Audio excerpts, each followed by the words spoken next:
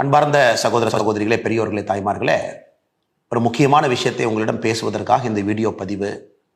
கடந்த ஒரு 10 நாட்களாக பல அதிர்ச்சியான சம்பவத்தை தமிழகத்திலே பார்த்து கொண்டிருக்கின்றோம். குறிப்பாக திராவிட முன்னேற்ற கழகம் ஆட்சிக்கு வந்த பிறகு ட்ரக்ஸ், கஞ்சா, சிந்தட்டிக் ட்ரக் இது அனைத்துமே பொதுவெளியில் சர்வசாதாரணமாக எல்லா இடத்திலும் கூட கிடைக்க ஆரம்பித்திருக்கிறது. இது எல்லோருமே நம்முடைய எண்மண் எண்மக்கள் யாத்திரை பயணத்தின்படி நிறைய தாய்மார்கள் இதை சொன்னாங்க. பட்டி தொட்டி எல்லாம் கிராமம் வரைக்கும் ட்ரக்ஸ் வந்துருச்சு, இதை பெரும் முயற்சி எடுத்து கட்டுக்குள் கொண்டு வர வேண்டும் என்று.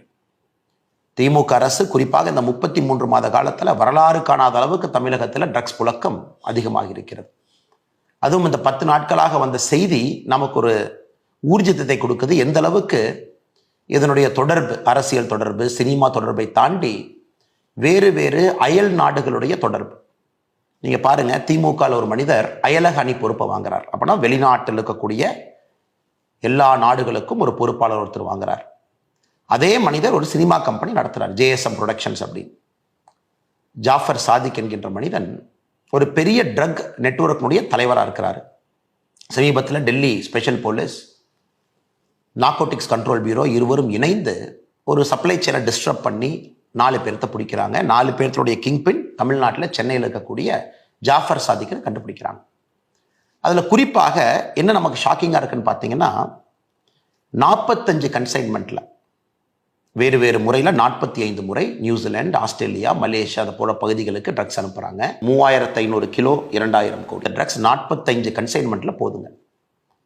எப்படி போதுனாங்க, டெசிகேட்டட் கோகனட் பவுடர், அதாவது உலர் தேங்காய், அதில் சிந்தட்டிக் ட்ரக் ட்ரக்லேயே ரொம்ப கொடூரம். காரணம் அது கெமிக்கல் பேஸ்டு ட்ரக். நேச்சுரலாக இயற்கையாக கிடைக்கக்கூடிய ஊப்பியம், கஞ்சா இதையெல்லாம் தாண்டி சிந்தட்டிக் ட்ரக், டிசைனர் ட்ரக்னு சொல்கிறது பார்த்தீங்கன்னா ஒரு கெமிக்கல் காம்போசிஷனை பிரெயினில் குறிப்பாக அந்த நியூரல் நெட்வொர்க்கை இன்னும் ஃபயர் பண்ணி அவங்களுக்கு அந்த ப்ளஷர் கிடைக்கணும் அப்படிங்கிறக்காக, அதிகப்படுத்தணும் அப்படிங்கிறக்காக சிந்தட்டிக்காஸ் உருவாக்கக்கூடிய drugs, more harmful, more dangerous, most dangerous substance in the world. அந்த சிந்தட்டிக் ட்ரக்கை உருவாக்குறாங்க. அந்த ட்ரக்கினுடைய பெயர் சூடோ எஃபிட்ரின் அப்படிங்கிற பேருங்க. இந்த சூடோ எஃபிட்ரினை பயன்படுத்தி உலகத்தில் அதிக விலை இருக்கக்கூடிய ஒரு சிந்தட்டிக் ட்ரக்கை மேனுஃபேக்சர் பண்ணுறாங்க. மெட்டா ஆம்ஃபெட்டமைன் அப்படிங்கிற ஒரு ட்ரக்கை மேனுஃபேக்சர் பண்ணுறாங்க. இதுக்கு பேஸ் பொருளாக வச்சு பயன்படுத்த போகிறாங்க. ஸோ இது டெல்லி போலீஸ் பிடிச்சதுக்கு அப்புறம் இது எவ்வளவு பெரிய அதிர்ச்சியை உருவாயிருக்கிறாங்க. இந்தியாவில் இது போன்ற ஒரு நெட்வொர்க்கு, தமிழ்நாட்டை சார்ந்தவங்க, அதுவும் திமுகவினுடைய அயலக அணியில் இருக்கிறவர், குறிப்பாக சினிமா துறைக்குள்ள இருக்கிறாங்க. அந்த மனிதர் ஜாஃபர் சாதிக் திமுகவுடைய முதல் குடும்பத்தில் எல்லோரோடு சொந்தம் கொண்டாடுறாங்க. முதலமைச்சர்லேருந்து, மகன்லேருந்து, குடும்பத்தினுடைய எல்லா உறுப்பினர்கள்ட்ட. முதலமைச்சருடைய குடும்பத்தில் இருக்கக்கூடிய பெண்கள் இந்த ஜேஎஸ்எம் ப்ரொடக்ஷன்ஸ் இவருடைய நிறுவனத்தினுடைய பாடல் வெளியீட்டு விழாக்கு போகிறாங்க. இது வந்த உடனே உதயநிதி ஸ்டாலின் அவர் போட்டிருக்கிற ட்வீட்டெல்லாம் டெலீட் பண்ணுறாங்க. ஸோ எந்த அளவுக்கு பேனிக்கா திமுக இருக்குன்னு பாருங்க சார். அவருடைய சொந்த தம்பி விடுதலைகள் சிறுத்தைகள் கட்சியில் ஒரு பெரிய பொறுப்பில் இருக்காங்க. ஸோ கட்சி பொறுப்பை பயன்படுத்தி, அயலகணி என்கின்ற பொறுப்பை பயன்படுத்தி அதன் மூலமாக வெளிநாட்டுக்கு 45 கன்சைன்மெண்ட், 3500 கிலோ, 2000 கோடி அனுப்பியிருக்கிறாங்க. இதை நாம் புரிஞ்சுக்கணுங்க. First network. இரண்டாவது பாருங்க, நேற்று குஜராத்திலிருந்து 60 கிலோமீட்டர் தூரத்தில், போர்பந்தர் கோஸ்ட்லேருந்து 60 கிலோமீட்டரில் ஈரான் சப்பர் போர்ட்லேருந்து வரக்கூடிய ஒரு ஃபாரின் வெசலை பிடிக்கிறாங்க. அதில் 4 பேர்த்து பிடிக்கிறாங்க. 4 பேரும் பாகிஸ்தானுக்கு லிங்க். அதில் வரக்கூடிய ட்ரக்கை நீங்கள் பாருங்கள். குறிப்பாக 3110 kilo hashish, 158 kilo meta amphetamine நாம் பேசணுங்க. அதாவது இந்த சூடோ எஃபிட்ரைனை பயன்படுத்தி சிந்தட்டிக் ட்ரக்லேயே விலை அதிகமாக இருக்கக்கூடிய மெட்டா ஆம்ஃபெட்டமைன் இங்கேயும் கிடைக்கிது, 158 கிலோ. Heroin 24 kilo. இதனுடைய மதிப்பு மொத்தமாக பார்த்தீங்கன்னா இது மொத்தமாக 3300 கிலோ. இதனுடைய மதிப்பு பாருங்க, இது பல ஆயிரம் கோடி, 1200 கோடி ரூபாய்க்கு கிட்டத்தட்ட இதுக்கான மதிப்பு. இதை பிடிக்கிறாங்க. எங்க கொண்டு போறீங்கன்னா, அதை பிடிப்பட்டவர் சொல்றாங்க இல்லைங்க, தமிழ்நாட்டிலிருந்து ஒரு படகு இந்த கன்சைன்மெண்ட்டை வாங்கிட்டு போனோம் ஹைசியில், அதற்காக கொண்டு வந்திருக்கின்றோம், அந்த படகுக்காக வெயிட் பண்ணும்போது நீங்க எங்களை பிடிச்சிட்டீங்க. ஸோ நீங்க பாருங்க எந்த அளவுக்கு இன்னைக்கு இந்தியாவுடைய ட்ரக் சப்ளை செயின்ல நம்முடைய தமிழகம் இன்னைக்கு மையப்புள்ளியா இருக்கு. அதுவும் தமிழகத்தில் இருக்கக்கூடிய சில நபர்கள் எவ்வளவு பெரிய கெட்ட பேரை நம்முடைய மாநிலத்துக்கு வாங்கி கொடுக்குறாங்க. அதையெல்லாம் தாண்டி நம்முடைய குழந்தைகளை, நம்முடைய சகோதர சகோதரிகளை இது போன்ற ட்ரக்ஸுக்கு அடிமையாக்கி கொண்டிருக்கின்றார். இதை நாம் உணர்ந்து கொள்ள வேண்டும். இது ஆர்ப்பாட்டம், போராட்டம் இதெல்லாம் ஒரு பக்கம் இருந்தாலும் கூட பாரதிய ஜனதா கட்சி தீர்வை விரும்புகின்றோம். இன்னைக்கு ஆர்ப்பாட்டம் பண்ணி இவங்க என்ன செய்ய போறாங்க சார்? எத்தனை ஆர்ப்பாட்டம் பண்றது? பாரதிய ஜனதா கட்சி செய்யாத ஆர்ப்பாட்டங்கள் கிடையாது, செய்யாத போராட்டங்கள் கிடையாது. பட்டி தொட்டி எல்லாம் மக்கள்கிட்ட சொல்லியாச்சு. இன்னைக்கு இதை நாம கையில் எடுக்க வேண்டிய கட்டாயம் வந்து விட்டது என்று நாங்கள் நினைக்கின்றோம். அரசு செயலிழந்து நிற்கிறது. அரசில் இருக்கக்கூடிய நபர்களுக்கு இவர்கள் நண்பர்களாக இருக்கின்றார்கள். இந்த ஜாஃபர் சாதிக்குங்க ஒரு டிஜிபி கையில போய் ஒரு அவார்டு வாங்கிட்டு வர்றார். எப்படி போலீஸ் பிடிப்பாங்க? டிஜிபி கையில போய் பதக்கம் வாங்குற போட்டோ எந்த போலீஸ்காரர் எந்த இன்ஸ்பெக்டர் சப் இன்ஸ்பெக்டர் வீட்டுக்கு போய் சார் நீங்க வாங்க. இன்னைக்கு பாருங்க என்சிபி நார்கோட்டிக்ஸ் கண்ட்ரோல் பியூரோ இந்த ஜாஃபர் சாதிக் தலைமறைவாக இருக்கக்கூடிய ஜாஃபர் சாதிக் உட்பட எல்லா பகுதியிலையும் ரைடு நடக்குது. அதில் நுங்கம்பாக்கத்தில் ஒரு இடத்துல ரைடு பண்ணுறாங்க. ஒரு கொரியர் கம்பெனி, இந்த கொரியர் கம்பெனி தான் ட்ரக் சப்ளைக்கு பயன்படுத்துகிறாங்க தமிழ்நாட்டில் இருந்து. அந்த கொரியர் கம்பெனி யாருக்குன்னா திமுகவில் சிற்றரசங்கர் ஒரு நபருக்கு சொந்தம், சஹாரா எக்ஸ்பிரஸ். இன்னைக்கு ஒரு தனியார் தொலைக்காட்சி நிறுவனம் அதை கவர் பண்ண போகிறாங்க. அந்த நிறுவனத்தினுடைய ஜேர்னலிஸ்ட் அடித்து ஒரு ஹாஸ்பிட்டல் அட்மிட் ஆயிருக்காரு. இப்போ நடந்திருக்குது. ஸோ இதெல்லாம் ஒட்டுமொத்தமாக பார்க்கும் பொழுது மிக தெளிவாக தெரிகிறது, அரசு இதை கட்டுப்படுத்தக்கூடிய நிலைமையில் அரசு இல்லை. இது அரசனுடைய கையை தாண்டி இது நிற்குது. ஒரு பெரிய பூதமாக ஆக்டோபஸா வளர்ந்து நிற்குது.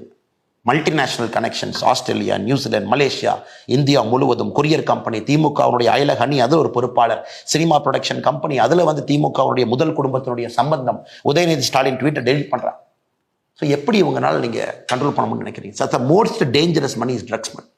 ஆப்கானிஸ்தானில் இருக்கக்கூடிய வார் பார்த்தீங்கன்னா ஹெரோயின் மணி ஃபியூல் பண்ணுச்சு.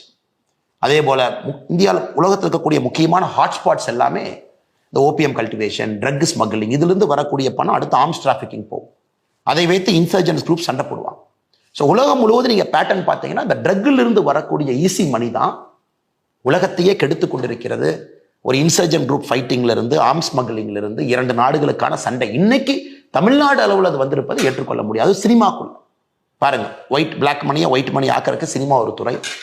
ட்ரக்ஸ்லேருந்து வரக்கூடிய பணத்தை சினிமாவில் போடுங்க, வெளியெடுங்க, முதல் குடும்பத்தோடு சம்பந்தம் வச்சுக்க, எந்த பிரச்சனையும் இல்லாமல் படத்தை ரிலீஸ் பண்ணுங்க, யாரும் வந்து உங்களுக்கு தொந்தரவு கொடுக்க போகிறதில்ல. பெரிய பெரிய இயக்குநர்கள் ஃப்ரெண்ட்ஸாக வச்சுக்கங்க, ப்ரெஸ் மீட் அவங்களோட வச்சு பண்ணுங்க, அப்புறம் போலீஸை கூட வச்சுக்கங்க, போய் டிஜிபிட்ட அவார்டு வாங்குங்க, அப்புறம் முதலமைச்சர்கிட்ட ஃபோட்டோ எடுத்துக்கங்க. ஸோ எப்படி பிளான் பண்ணி நெட்வொர்க் இருக்கு பாருங்க. ஆனால் சகோதர சகோதரிகளே, இதற்கு ஒரே தீர்வு, ஒரு பக்கம் நான் அரசியலாக பாரதிய ஜனதா கட்சி தான் என்று சொன்னாலும், மோடி ஐயா இருக்கிறாங்க, என்சிபி ஸ்ட்ராங் பண்ணியிருக்கிறோம், இன்னைக்கு பிடிச்சது எல்லாமே மத்திய அரசு, பிடிச்சது எல்லாமே மத்திய அரசுடைய நிறுவனங்கள், நார்கோட்டிக்ஸ் கண்ட்ரோல் பியூரோலேருந்து ஹைசியில் பிடிக்கிறாங்க, ஈரான்லேருந்து வர்றதெல்லாம் இது ஒரு பக்கம் நடந்தாலும் கூட நம்முடைய வீட்டை பாதுகாக்க வேண்டிய பொறுப்பு நம்முடைய பொறுப்பு என்று கருதுகின்றேன். என்னுடைய அன்பான வேண்டுகோள், அரசியல் ரீதியாக பாரதிய ஜனதா கட்சி இதை முன்னெடுத்துக் கொண்டிருக்கின்றோம். ஆனால் ஒரு தனி மனிதனாக நீங்கள் முன்னெடுக்க வேண்டும் என்பதற்காகத்தான் இந்த அவசர பதிவு. ஏன்னா எல்லா பக்கமே ஊடுருவி இருக்குது சார். டெய்லி பேப்பரை படித்தா ஒரு முன்னாள் காவல்துறை அதிகாரி என்கின்ற காரணத்தினால் என்னால் கனெக்ட் பண்ண முடியுது சார். இது எங்கெங்க போகுது, எப்படி இதை பிளான் பண்ணியிருக்காங்க, செட்டப் என்ன, இன்னும் எவ்வளவு ஆழமாக இது இருக்கும், சப்ளை செயின் எப்படி இருக்கும், லாஜிஸ்டிக்ஸ் எப்படி இருக்கும், குருவிகள் என்று சொல்லக்கூடிய கொரியர்ஸ் எப்படி இருப்பாங்க, டெசிகேட்டட் கோகனட் பவுடருக்குள்ள வச்சு கடத்துறாங்க. ஆனால் சகோதர சகோதரிகளே, நாம் எல்லோரும் இணைந்து களத்தில் இறங்க வேண்டிய நேரம் அது தமிழ்நாட்டில் ட்ரக்ஸை ஒழிப்பதற்கு. காலேஜிலிருந்து ஆரம்பிக்கணும் சார். ஒரு காலேஜில் கூட பேரண்ட்ஸ் நீங்கள் இருக்கீங்க, ரோட்டரி கிளப், லைன்ஸ் கிளப் எல்லாம் பேச ஆரம்பிங்க. ஸ்டூடெண்ட்ஸை வந்து நார்கோட்டிக்ஸ் கண்ட்ரோல் பியூரோ என்சிபி வெப்சைட்டுக்கு போனீங்கன்னா ஓத் அகேன்ஸ்ட் ட்ரக்ஸ் இருக்கும். குழந்தைங்களை சத்திய பிரமாணம் எடுக்க சொல்லுங்கள். ட்ரக்ஸுக்கு எதிராக நாங்கள் இருப்போம். காலேஜில் எங்கே பார்த்தாலும் நாங்கள் கம்ப்ளைண்ட் பண்ணுவோம்.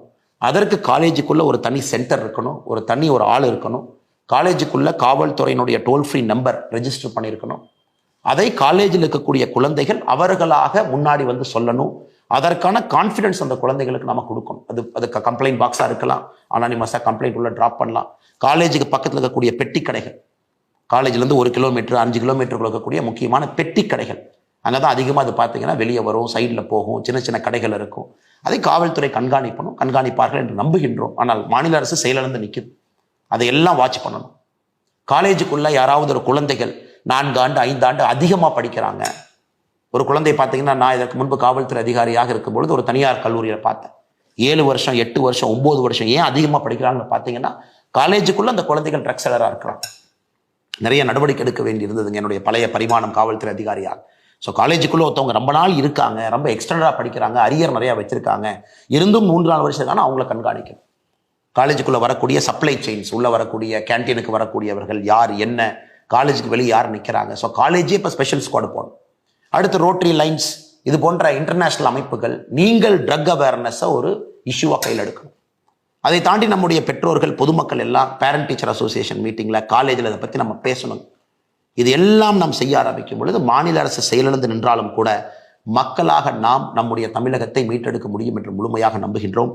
தொடர்ந்து இது போன்ற செய்தி உங்கள்கிட்ட சொல்றேன். ஏன்னா மீடியாவில் இந்த அளவுக்கு வரலைங்க சார். இதனுடைய ரிப்பர்கஷன் என்ன, பரிமாணம் என்ன, எப்படி மூவி ப்ரொடக்ஷன் ஒரு பக்கம், எப்படி அயலகணி ஒரு பக்கம், எப்படி அயல்நாட்டுக்கு கடத்துறாங்க, எந்த நெட்வொர்க் இருக்கு. நேற்று பார்த்தீங்கன்னா போர்பந்தர் பக்கத்தில் சீசா இருக்கக்கூடிய கிட்டத்தட்ட 3300 கிலோ 1200 கோடி ரூபாய் ஹெரோயின்ல இருந்து பார்த்தீங்கன்னா மெட்டாஃபிட்டமைன்ல இருந்து எல்லாம் இருக்கு. இப்போ சிந்தட்டிக் ட்ரக்ஸ் போயிடுச்சு சார். கஞ்சா அதெல்லாம் தாண்டி ஏதோ சின்ன சின்ன சரஸ் அந்த மாதிரி இருந்தது, அதை தாண்டி இன்னைக்கு சிந்தட்டிக் ட்ரக்ஸ்குள்ள போயாச்சு. அது பார்த்தீங்கன்னா உங்க நியூரல் நெட்வொர்க்கை கம்ப்ளீட்டா மாற்றி ஒரு ஜென்ரேஷனையும் அழிச்சிடும். வருங்கால தலைமுறையே இருக்காது என்கின்ற அளவுக்கு இந்த ட்ரக்ஸ் தமிழகத்திலே கொடூரமாக, இந்த உடுத்தா பஞ்சாப்லாம் படம் பார்த்துருக்குறோங்க. இன்னைக்கு தமிழகத்தில் அது நடப்பது ஏற்றுக்கொள்ள முடியாது. திமுக மௌனம் காட்பது சுத்தமாக ஏற்றுக்கொள்ள முடியாது. நார்கோட்டிக்ஸ் கண்ட்ரோல் பியூரோ அதிகாரிகள் தமிழகம் முழுவதும் சோதனை ஏற்றுக்கிட்டு இருக்கிறாங்க. பத்திரிகையாளர்களை திமுக அடிப்பதும் ஏற்றுக்கொள்ள முடியாது. அதனால் நாம் நம்முடைய தமிழகத்தை மீட்டெடுப்போம். வருகின்ற காலத்தில் பாரதிய ஜனதா கட்சி முழுமையாக உங்களோடு தமிழகம் முழுவதும் நாங்களும் களம் இறங்குகின்றோம். எங்களால் முடிந்த பணியை நாங்கள் செய்கிறோம். அரசியல் அதிகாரம் இல்லாமல் பட்டி தொட்டி எல்லாம் அவேர்னஸ் உருவாக்குறோம். இந்த பிரச்சனைக்கு இன்னைக்கு தீர்வு என்னன்னாங்க ஐயா, நாம் அனைவரும் கலந்து ஒரு சொல்யூஷன் கொடுக்கணும். அரசியலாக நாங்கள் இதை எடுத்து செல்கின்றோம், மக்கள் மன்றத்தில் வைக்கின்றோம், அது ஒரு பக்கம். அரசியலை தாண்டி நாம் ஒன்றாக இணைந்து இந்த பிரச்சனைக்கான தீர்வை நாம் கண்டுபிடிக்க வேண்டிய நேரம். காரணம், அரசு செயலிழந்து நிற்கிறது. நிச்சயமாக நீங்கள் அனைவரும் நம்மோடு இணைந்து செய்வீர்கள் என்ற நம்பிக்கையோடு வணக்கம்.